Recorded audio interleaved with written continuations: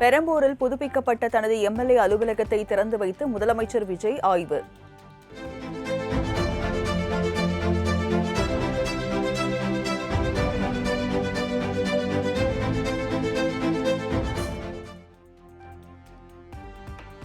MLA அலுவலகத்தில் அமைக்கப்பட்டுள்ள இ-சேவை மையத்தை திறந்து வைத்து ஊழியர்களுடன் கலந்துரையாடல்.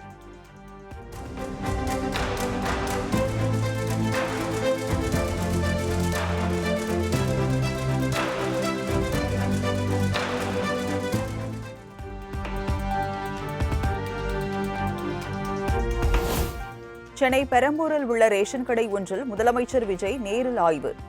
பயனாளிகளுக்கு அரிசி, பருப்பு, சர்க்கரை உள்ளிட்ட பொருட்களை விநியோகம் செய்தார்.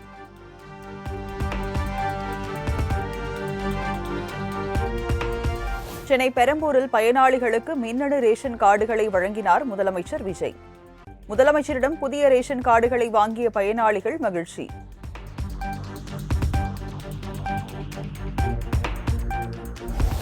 சென்னை வியாசர்பாடி மின்சார பேருந்து பணிமனையில் முதலமைச்சர் விஜய் நேரில் ஆய்வு.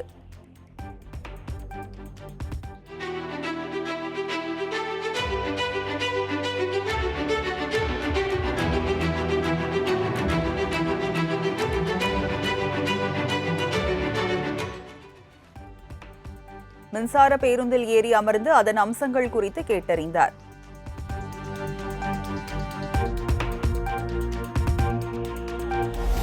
உதவி மருத்துவர், சுகாதார ஆய்வாளர் உட்பட 2144 பேருக்கு இன்று பணி நியமன ஆணைகளை வழங்குகிறார் முதலமைச்சர் விஜய். சென்னை மாநில கல்லூரியில் இன்று நடைபெறும் நிகழ்ச்சியில் பணி நியமன ஆணைகளை வழங்குகிறார் முதலமைச்சர் விஜய்.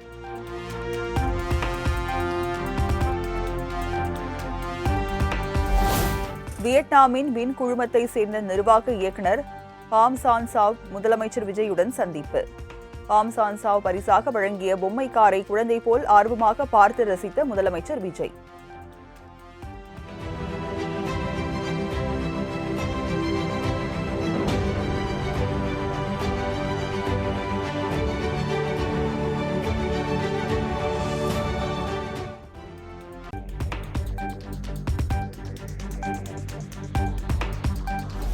முதலமைச்சர் விஜய் தலைமையில் நாளை மறுநாள் காலை 10:30 மணிக்கு கூடுகிறது தமிழக அமைச்சரவை கூட்டம்.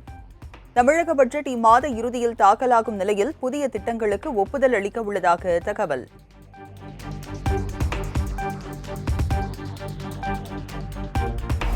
தவேகாவின் குதிரை பேரம் தொடர்பாக தமிழக பொறுப்பு ஆளுநர் அர்லேக்கரிடம் திமுக சார்பில் மீண்டும் மனு.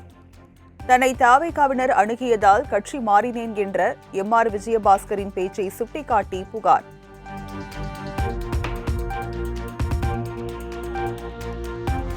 தவேகாவில் இணைவதற்கு தனக்கு யாரும் எந்த அழுத்தமும் தரவில்லை என முன்னாள் அமைச்சர் எம்.ஆர். விஜயபாஸ்கர் மறுப்பு. மாமல்லபுரத்தில் நடந்த இணைப்பு விழாவில் தாம் பேசியதை குதிரை பேரம் என தவறாக சித்தரித்து விட்டதாகவும் விளக்கம்.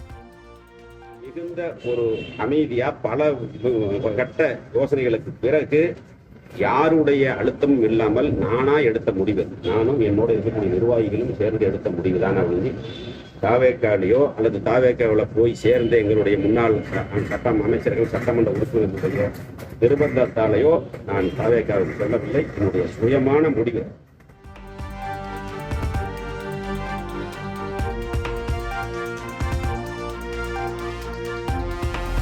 திமுகவும் அதிமுகவும் தான் குதிரை பேரத்தில் ஈடுபட்டதாக மதிமுக முதன்மை செயலாளர் துரை வைகோ குற்றச்சாட்டு. தங்கள் கட்சி எம்எல்ஏக்களை திமுகவினர் விலைக்கு வாங்கிவிட்டதாகவும் கடும் சாடல். யாருமே ஒரு நம்ப முடியாத ஒரு சூழ்நிலை நம்ம பார்த்தோம். என்ன, திமுகவும் அதிமுக சேர்ந்து ஒரு ஆட்சி அமைக்கிறதுக்கு முயற்சி, அதில் பாஜகவும் சேர்ந்திருந்தது.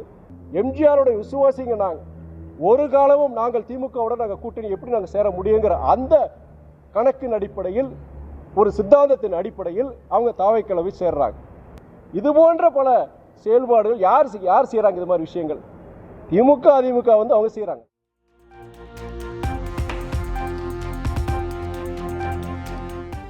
பெண்கள் பாதுகாப்பை வலியுறுத்தும் விதமாக திருச்சியில் வரும் 18ஆம் தேதி அதிமுக சார்பில் ஆர்ப்பாட்டம்.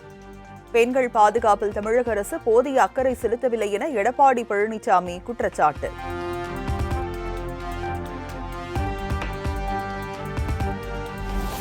விழுப்புரம் தைலாபுரம் தோட்டத்தில் பாமக நிறுவனர் ராமதாசுடன் அன்புமணி திடீர் சந்திப்பு.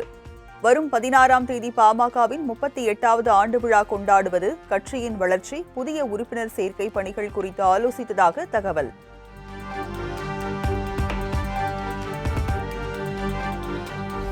மேகதாது அணை கட்டுவதற்கு ஒரு செங்கலை கூட வைக்கக்கூடாது என்பதில் தமிழ்நாடு காங்கிரஸ் மிக தெளிவாக இருக்கிறது. இது DK சிவகுமாரா, விஜயா என்பதல்ல, தமிழ்நாடா கர்நாடகாவா என்பதுதான் எனவும் மாணிக்கம் தாக்கூர் கருத்து. சட்டமன்றத்தில் எல்லாரும் சேர்ந்து தீர்மானம் போட்டோம். காங்கிரஸ் கட்சி உடன் இருந்துச்சு, எங்க அமைச்சர் உடன் இருந்து கூட பேசினார் அதுக்கு ஆதரவா.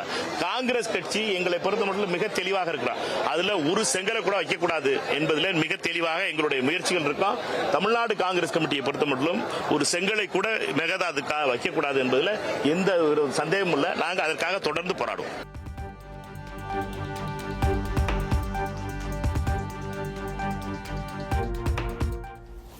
தமிழகத்தில் கொரோனா பரவல் இல்லை.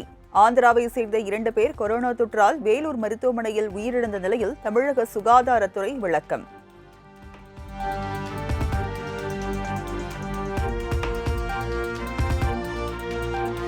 பவானிசாகர் அணையில் இருந்து காலிங்கராயன் வாய்க்காலில் உள்ள பாசன நிலங்களுக்கு இன்று முதல் 15 நாட்களுக்கு தண்ணீர் திறக்க தமிழக அரசு ஆணை.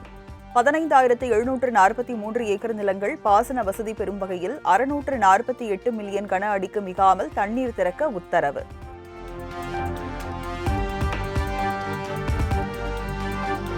ஜனவரி முதல் மே மாதம் வரை மட்டுமே ஜல்லிக்கட்டு போட்டிகள் நடத்த வேண்டும் என உயர்நீதிமன்ற மதுரை கிளை உத்தரவு. ஜூன் முதல் டிசம்பர் வரை ஜல்லிக்கட்டு போட்டிகளுக்கு அனுமதி வழங்கக்கூடாது என்றும் அரசுக்கு அறிவுறுத்தல்.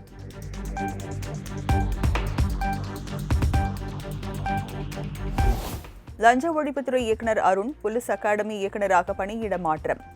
லஞ்ச ஒழிப்புத்துறை IG மகேஸ்வரிக்கு கூடுதல் பொறுப்பு வழங்கி தமிழக அரசு உத்தரவு.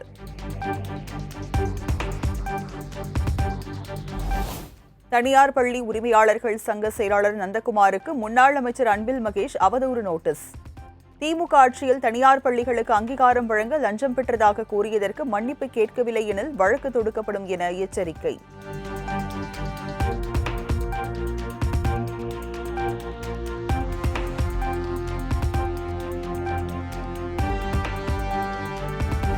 பழனி கோயில் நிலங்களை முறைகேடாக பத்திரப்பதிவு செய்த சார் பதிவாளர் ஜஸ்டின் மணிகண்டன் சஸ்பெண்ட். முறைகேடாக பத்திரப்பதிவு செய்து அதிகார துஷ்பிரயோகம் செய்ததாக கோயில் நிர்வாகம் அளித்த புகாரின் பேரில் நடவடிக்கை.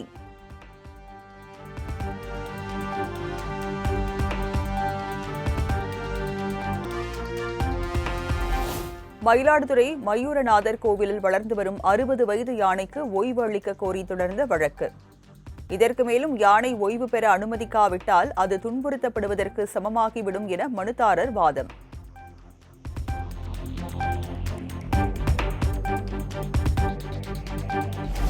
நாமக்கல்லில் முட்டை கொள்முதல் விலை 5 காசுகள் உயர்ந்து ₹6.70 நிர்ணயம். சென்னையில் முட்டை விலை ₹7.35 நிர்ணயம் செய்து தேசிய முட்டை ஒருங்கிணைப்பு குழு அறிவிப்பு.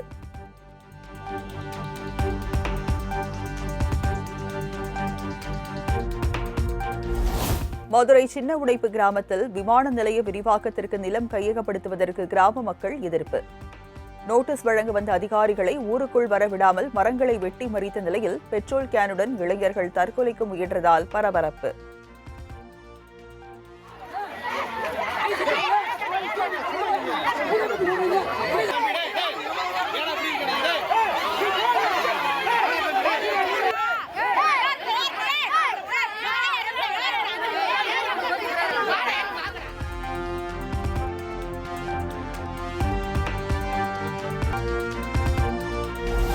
தமிழகம் மற்றும் புதுச்சேரியில் இன்று முதல் வரும் 19ஆம் தேதி வரை மிதமான மழைக்கு வாய்ப்பு. சென்னை வானிலை ஆய்வு மையம் கணிப்பு.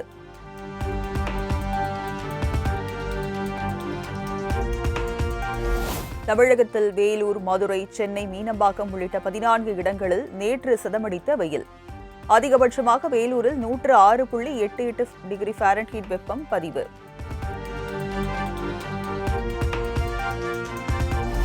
இந்தியாவின் கல்வி முறை ஒரு நேர்மையற்ற, பணம் பறிக்கும் அமைப்பாக மாறிவிட்டது என மக்களவை எதிர்க்கட்சித் தலைவர் ராகுல் விமர்சனம்.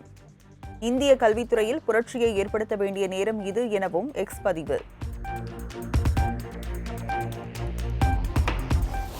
இந்தியாவில் விமான கட்டணங்களை எதிர்த்து தொடரப்பட்ட வழக்கு 2 வாரங்களுக்குள் புதிய விதிகளை நீதிமன்றத்தில் தாக்கல் செய்யுமாறு மத்திய அரசுக்கு உச்சநீதிமன்றம் உத்தரவு. ஈரானிய கப்பல்களை தவிர மற்ற அனைத்து நாடுகளின் கப்பல்களும் ஹோர்முஸ் நீரிணை வழியாக செல்லலாம். ஹோர்முஸ் நீரிணை கடக்க 20% வரி செலுத்த வேண்டும் என அமெரிக்க அதிபர் டிரம்ப் அறிவிப்பு.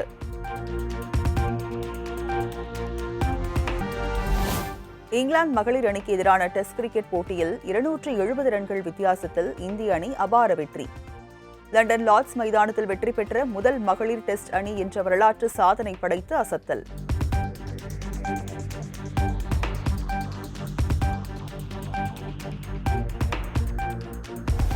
இங்கிலாந்து அணியை வீழ்த்தி வரலாற்று சாதனை படைத்த இந்திய மகளிர் அணிக்கு கிரிக்கெட் ஜாம்பவான் சச்சின் டெண்டுல்கர் வாழ்த்து. இந்திய வீராங்கனைகளை நேரில் சந்தித்து தனது வாழ்த்துக்களை தெரிவித்தார்.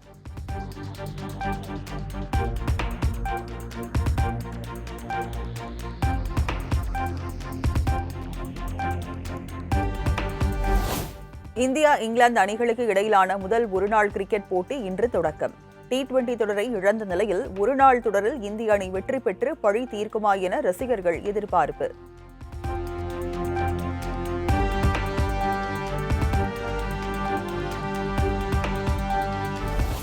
இந்திய அணிக்கு எதிரான ஒருநாள் போட்டிக்கான இங்கிலாந்து அணியின் பிளேயிங் 11 அறிவிப்பு. கேப்டனாக ஹாரி புரூக் நியமிக்கப்பட்டுள்ள நிலையில் ஜேக்கப் பெதல், பென் டக்கெட் உள்ளிட்டோருக்கு வாய்ப்பு.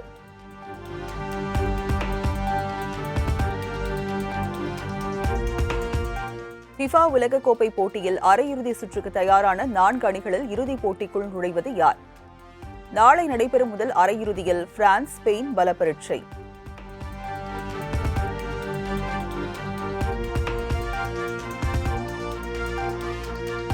நடப்பு சாம்பியனான அர்ஜென்டினா ஃபிஃபா உலகக்கோப்பை சாம்பியன் பட்டத்தை தக்க வைக்குமா? வரும் 16ஆம் தேதி நடைபெறும் 2வது அரையிறுதிப் போட்டியில் இங்கிலாந்து அணியை எதிர்கொள்கிறது.